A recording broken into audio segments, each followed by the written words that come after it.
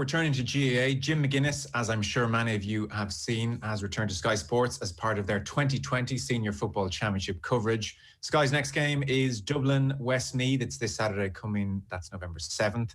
This year, and you may have seen already, Sky has made all of its live football and hurling fixtures more widely available on the Sky Sports Mix channel, therefore opening the games up to the majority of homes in Ireland, which is a very nice gesture. Jim McGuinness, you're very welcome. Hello there. Great to have you with us. So you're back doing a bit of punditry. Do you enjoy it?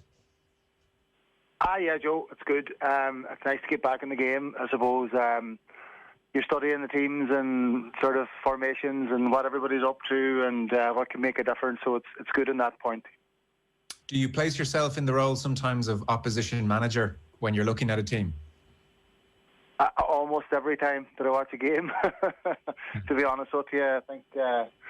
I think that's the most enjoyable part of it, and to try and think your way through it and see what you can come up with in terms of what people are doing and, what things could make a difference. In that regard, I find it interesting at the moment that almost every team in the country is playing the same system, which to my mind would obviously mean that the squad with the best players will ultimately win the championship. With a team like Dublin that's been there and done that and sort of 5 in a row and looking for 6 in a row, I think maybe it might take something slightly different, to knock them off their perch. But I do believe that there's teams out there that have the potential to do that. I think it's going to be a competitive championship, and I think there's a number of teams, that have a chance. And Jim, if you had to, in so much as you can, over the radio and without pictures, describe what that system is that teams are generally playing, how would you describe it? Well, what I would call is like a man-to-man +1. So, the whole thing is kind of moved to man-to-man football, but you're still looking for that guy to be at the top of the D to cover, opposition teams, transitioning down through the middle. And most of the time that's going to happen. Let's say, for example, a team is attacking up the left wing. Well, it will be the players on the opposite side of the field that would fit in and slot in, that would be furthest away from the pressure on the ball. They're dropping in to cover the D if they can at all. And the other significant thing, my opinion again, would be that because it's man-to-man, everybody is picking up somebody. And so the man on the ball doesn't have a lot of options. And you can see that from all the games and even all the championship games at the weekend. Trying to progress the ball up the field is difficult. And I give the example of when I was with Donegal and we were back in the block, I suppose, a lot of the time, and we might have 12 behind the ball, 13 behind the ball. Once we had 14 behind the ball. I'm still hearing about it, but yeah, we would have been sitting back in a block, and then so whenever you turned the ball over, not only did you win the ball, obviously, but you had a chance then to engage with your own teammates to run the ball very aggressively. That, to my mind, has disappeared out of the game almost completely, because when people get the ball now, they just don't have those options. And then the other thing that I would say, Joe, is that there's not a lot of pressure on the ball now. Everybody seems to be what I would call shadow tackling. They're like 1 metre, 2 metre off the man. And there's nobody getting real pressure. And one or two pundits have said, they're tending to get a lot of players back and everything. But players going back now is not a consequence of the manager saying get back. It's a consequence of how many players you push on offensively, because everybody's been marked man-to-man. So you have this dynamic where people are struggling to move the ball up the field quickly. They're struggling to find players. A lot of the support for the man on the ball at the moment, to my mind as well, is from behind the ball. And I think with us, and going back 4 or 5 years, it would have been ahead of the ball. And so the game sort of ends up, being much more conservative, much more. Teams are much more conscientious in possession, and they're looking to keep the ball and keep the ball and keep the ball, draw the team out, and then inject pace on the blind side, which Dublin were brilliant at. But if you don't have pace to inject, then you've got a difficulty there. And so. Yeah, there's a lot of things going on, I think, in the game that are different in terms of the last number of years, and I think that almost everybody is playing the same game, and so kickouts for me are huge. The teams that can push up zonally, in my opinion, because man to man, you're just being pulled and dragged at the behest of the opposition. Like the teams that are going absolutely man to man on the opposition kickouts, they're just exploding from the D, from the sixth position, the centre back position, and they're exploding towards the wing, and the keeper just chips the ball out because you've got the first run on your man.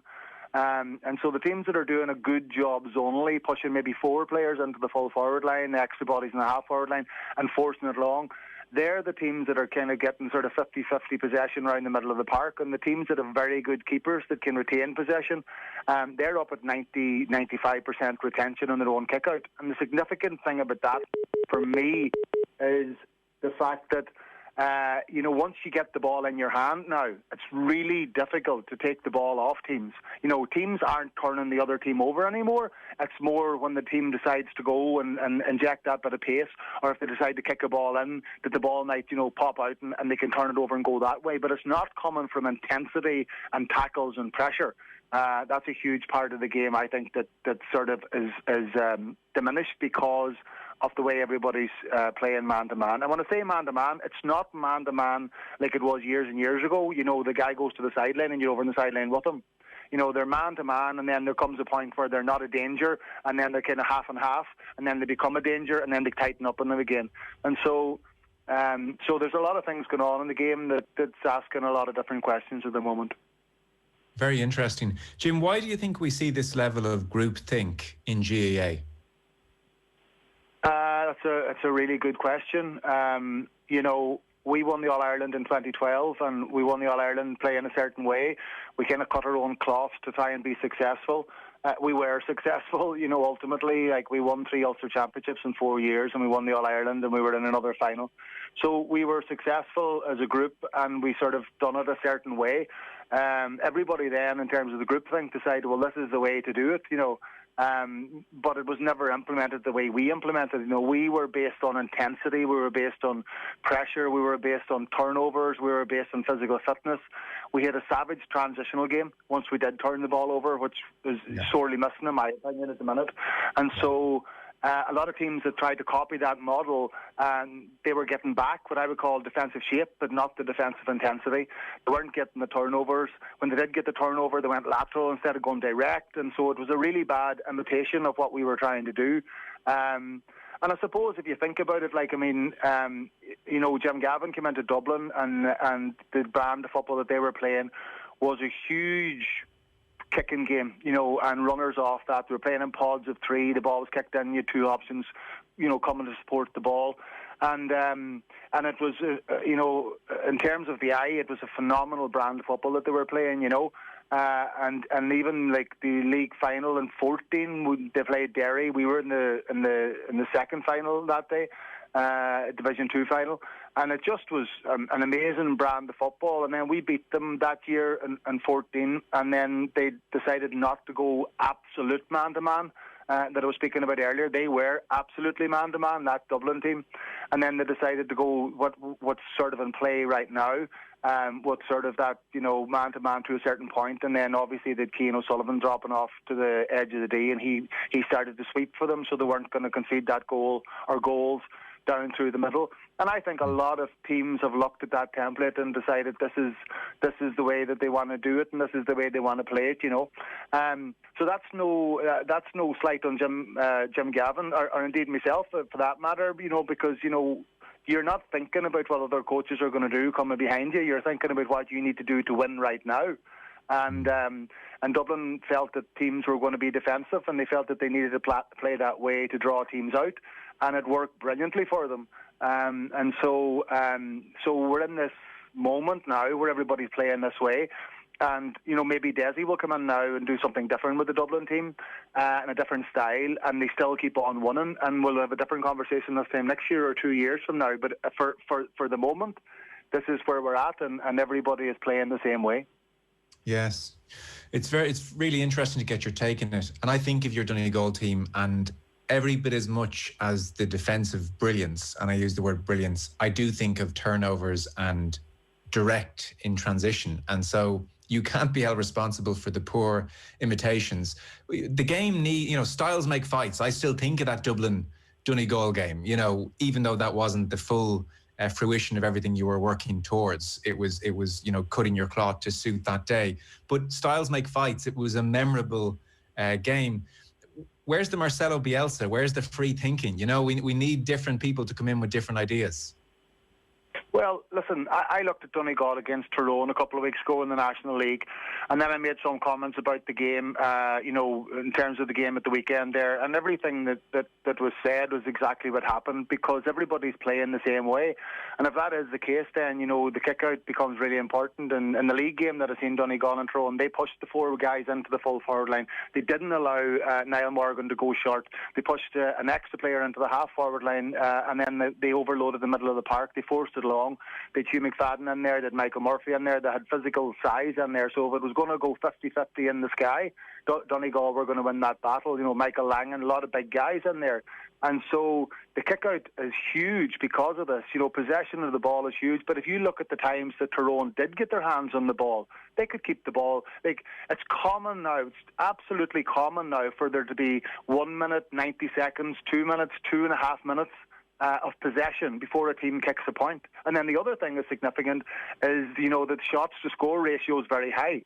That, teams are getting shots off because people are not seriously intensive and seriously determined to turn the ball over. So in a way, the game has kind of gone a wee bit soft or a wee bit looser in terms of that aspect of it. But it means then that, for people watching it, you see 18, 19, 20, 21, 22 shots off, But, aggressive transitional play is exciting. And I know that from my own time when we were at it, the crowd and the roar when that turnover happened. And then if you're good enough then to be able to inject pace, go in straight lines and get ahead of the ball and dink it inside and get runners off it and kick it over the bar, it was exciting, and there's very few of those moments happening now. And if they are happening, most of them are happening off the kick-out when the ball is 50-50 in the middle of the park.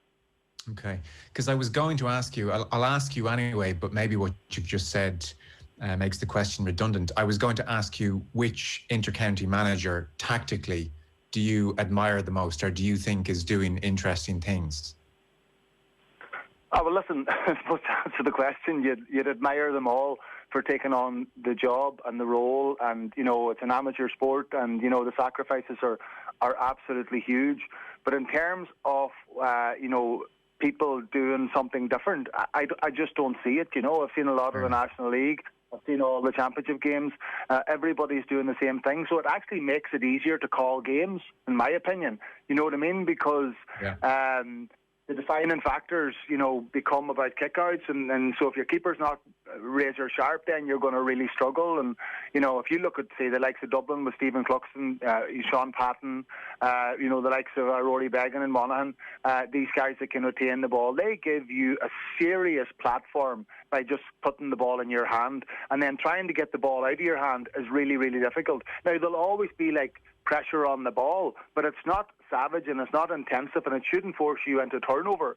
And sort of, interestingly, it's a style of play that almost everybody can play because of that, because you've got time in the ball to an extent. And even sort of average teams, in inverted commas, they can keep the ball really well because the pressure's not intense. It's only when the pressure becomes intense that teams struggle, and that doesn't matter what the sport is.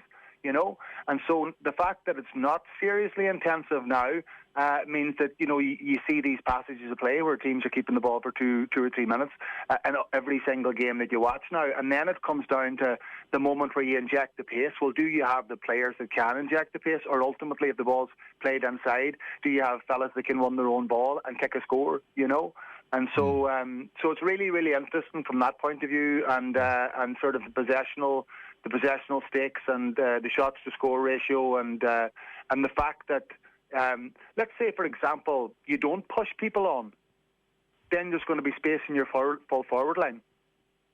Nobody is thinking about that at the moment. You keep your midfielders out and you keep your defenders back, and maybe you pull one or two of your half forwards back, and you do all the build-up play in your own half.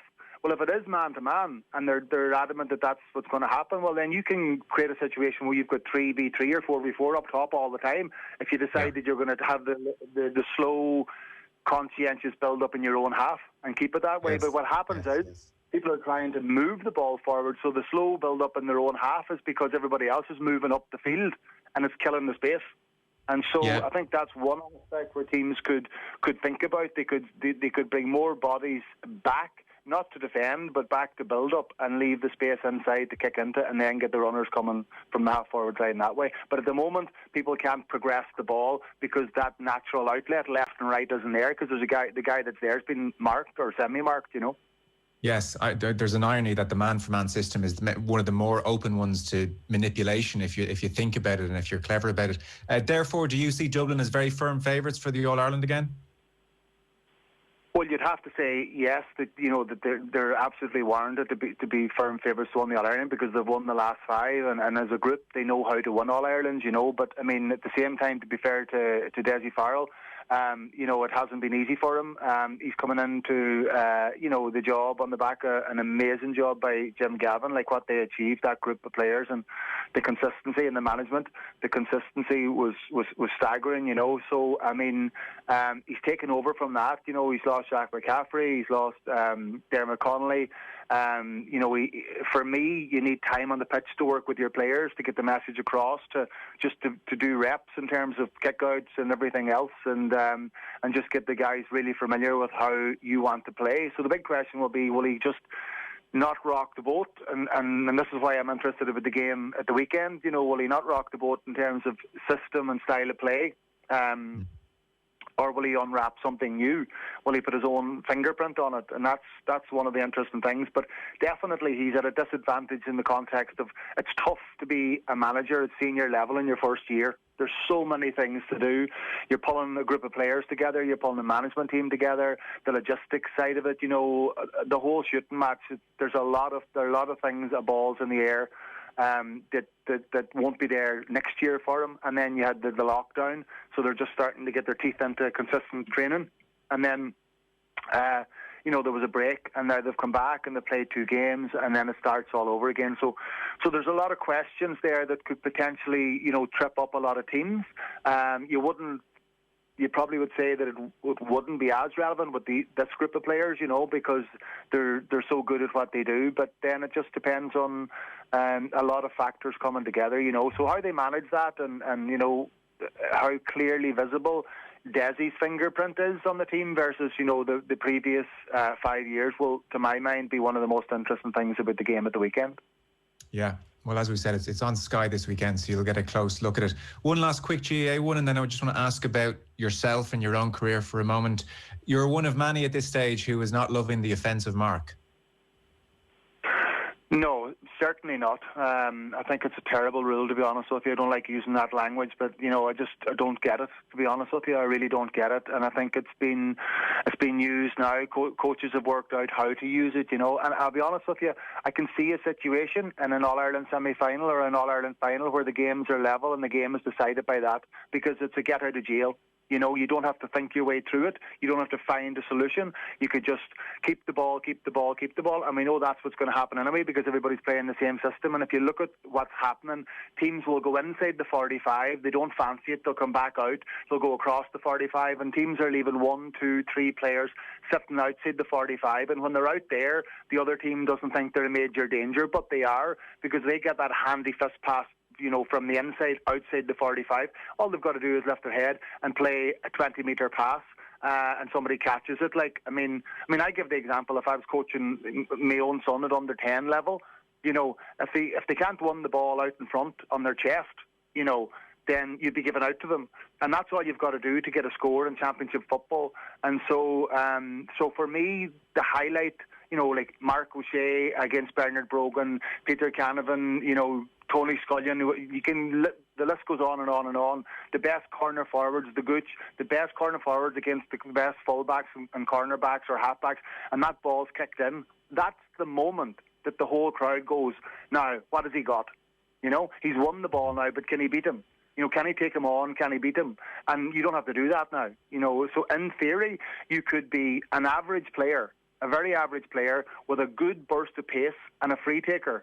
And if you stand at the edge of the D and you make that run and you win that ball on your chest, you can put your hand up and say, I'm going to kick that over the bar. So to my mind, it's sort of, I think it's almost like an insult to everybody that has kicked the point in championship football in earnest, because all those scores are so hard fought and so hard to come by, and all of a sudden, you can do it. But that's the way it is. Like, if they're interested in developing the kicking game and they're interested in developing high fielding, to my mind, the kick should be outside the 65, not the 45, and it should be inside the 45, so it at least travels that 20 to 30 metres, and make it a skill. Make it that they have to go up and catch the ball above their head in order for it to stand as a mark. Like there was a couple at the weekend and the weekend before. Monaghan got a ball 3 metres outside the 45, and the ball didn't even go 5 metres forward. It went 20 metres on the diagonal. It's a nothing pass, but yet that could be the difference in a big championship game. So yeah, there's so much wrong with it, and whatever the reasons for it, it hasn't worked. I think last year, at the beginning of the year, they were kicking long balls in, and seeing could they get something off it in the full forward line. That is stopped. That is stopped. They're trying now the wee kick one from the 45, just inside the 45 on the diagonal, and kicking it over from the top of the D. Meanwhile, you're continuing to take the road less travelled in your career, and a lot of people here are very interested in watching you do that. So from Celtic to Beijing with Roger Schmidt, he's now at PSV, and then you took your first head coach role with Charlotte Independence. They're in the second tier of US soccer, just below the MLS. So Charlotte Independence, Jim, 14 games, 1 win, 6 draws, 7 defeats, and then the ruthless world of professional sports, they said, thanks very much. Tell us about that experience. Yeah, I mean, not what I wanted it to be, and not the way that I wanted it to pan out, to be honest with you. For me, there's a lot of things I'd like to talk to you about, but I can't really do that. I'm still under contract with the club, and there's a lot of things I think that I would like to say. But listen, there was a lot of learning in the experience as well. I would say that, without going into the specifics or the details, there was a lot of learning in the experience, and that's the positive that I have to take from it, moving forward. It was the first time really that I was ever involved with a group of players that weren't successful, whether it was, all the way through my club career, or county, underage and senior, and even, the other teams that I worked with at Celtic and stuff. So it was a big hit, and a big disappointment. But, the bottom line is that's the way it works in soccer, and it is all about results. And the results weren't there, and there's a lot of reasons why they weren't there, that really I don't want to and I can't go into. Okay, well, we can respect that. Well, then, respecting that point, did it dent your confidence, or were you able to understand why it hadn't worked out and kind of re-emerge, still believing that you have a future in football management? Yeah, well, that's a really good question, because like I really how should I answer it? I'm not sure if any manager is confident ever. There's so many variables in sport. You work hard, you look to develop, you look to establish processes. Sometimes you think they're in a good place, they're going to be very hard to beat. Would you say you're confident? No. And anytime you did think that, you're probably tempting fate, and you're probably in the wrong place mentally anyway, if that makes sense. I've read Pep Guardiola's book, and that came up a number of times, where he would doubt his own confidence, and I totally get that. Can you make a difference? Do you feel that you can make a difference? If the answer to that is yes, then you keep on going, It's not really about confidence, because to my mind, confidence is like a process anyway, particularly with players. Players, I don't believe in this. He's a confidence player. He's up, he goes up and down. He's a confidence player. For me, confidence comes from hard work. It comes from preparation. It comes from going into the competitive environment and getting results, and it comes from encouragement. That's where confidence comes from. And so, that's what I would always try to instill in my own players, that, that they are working as hard as they can, and that they're prepared as the best they can, and that we then try to find a way to be as competitive in games as possible, to get as many good results as possible, which gives you that confidence as well. And then, putting your arm around them when they need it most. And sometimes it's not always the arm around the shoulder that they need in order to get them back on track, but a lot of the time,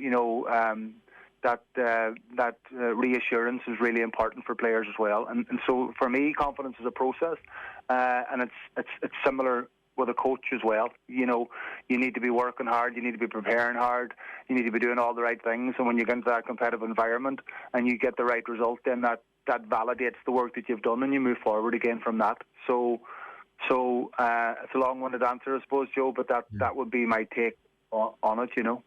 No, it makes perfect sense. Time is obviously our most precious commodity for all of us. So at the moment, you have to weigh up, and we've just heard you talk about GAA there, and there's clearly still such a passion and an enthusiasm. And let's be honest, I got the impression as well, geez, if you were over a team at the moment, you'd love a crack at interrupting the thinking which is going on. So you have to balance out passing up the opportunity to be over a GAA team at the moment in these precious years versus going down this route. And it's very admirable that you're doing it, because, I mean, failure lurks everywhere in professional football, not least coming from your background. So when you're having those conversations in your head about how you spend the next 4, 5, 6, 7 years, is it clear cut in your mind that football, as in soccer, is the way to go still?